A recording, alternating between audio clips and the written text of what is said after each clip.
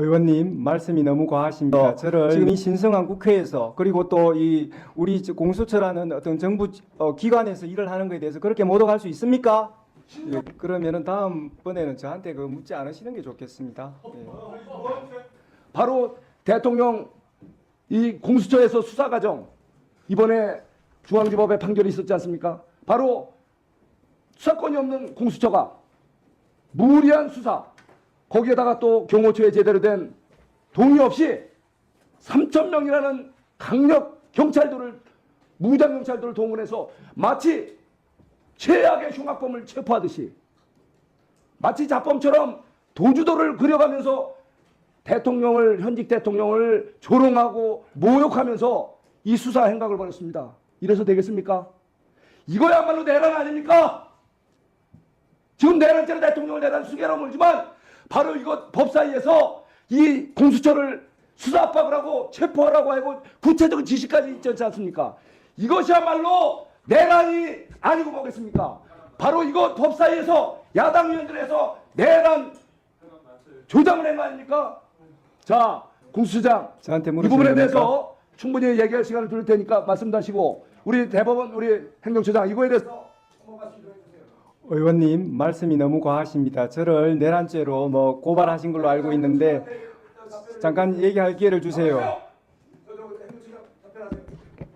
위원장님 금방 말씀에 대해서 간단히 짧게 한 말씀드리겠습니다. 30초만 하세요. 네. 예. 뭐 저희들이 그 법원에서 정당하게 발부한 체포영장, 구속영장에 대해서 적법 절차의 원칙에서 한치의 어긋남 없이 법원의 명령장이기도 한 체포영장, 구속영장을 그 명령대로 이행했습니다. 그런 업무를 수행한 우리 공수처가 내란의 주체라 하니 지금 도대체 의원님께서 지금 이 신성한 국회에서 그리고 또 이 우리 공수처라는 어떤 정부 기관에서 일을 하는 것에 대해서 그렇게 모독할 수 있습니까? 신성한 국회에서 공수처장 자, 조용히 하세요. 됐어요. 됐어요. 저는 그런 부분들이 문제되고 있고요. 하나만 형사 말씀드릴게요. 재판에서 문제가 될 것입니다. 하나만 말씀드리겠습니다. 지금 김용현 피고인 같은 경우에 구금 장소가 서울 동부지법 관할인 동부구치소였습니다. 그래서 그가 뭐 지금 체포되었다고 해서 관할이 자동적으로 생긴다는 것은 그런 부분에 대해서 잘못 알고 하는 말씀이시고 지금 네 지금 수사 어쨌든 지금 의원님께서 말씀하시는 지금 관할에 대해서는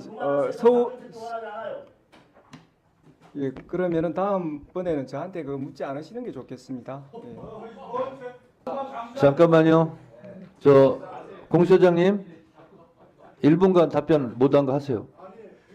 네, 지금 알아서 할게요, 저희들이 뭐 관할이나 수사권에 대해서는 서부지방법원 2025 초기 10결정에 우리 저희들 관련 사건에 대해서 수사권을 가지고 있다는 거하고 서부법원에 저희들이 관할이 있다는 거에 대해서 법원의 판사님께서 명시적으로 결정문에서 이렇게 하셨습니다.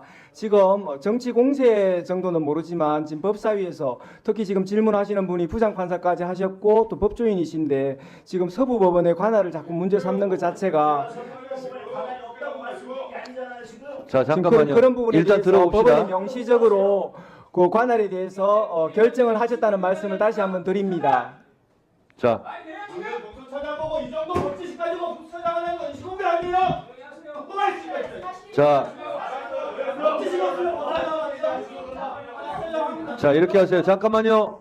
보석이나 구속 집행 정지에 대해서 즉시 항고로 법원 결정을 무력화하는 것이 다 위헌 판단을 받았습니다. 그런데 구속 취소는 더 엄격한 법원의 판단이 있는 것이기 때문에 당연히 위헌성이 높다는 것이 법조계의 의견입니다. 이 결정 이유 한번 보세요. 다 담지는 못했지만 법원이 구속 집행을 계속할 이유가 없다 이런 결정을 내렸는데 검사가 이에 대해서 바로 불복을 하면 법원의 판단이 무력화되는 문제가 있기 때문에 위헌적인 부분이 있다 이렇게 판단을 한 겁니다.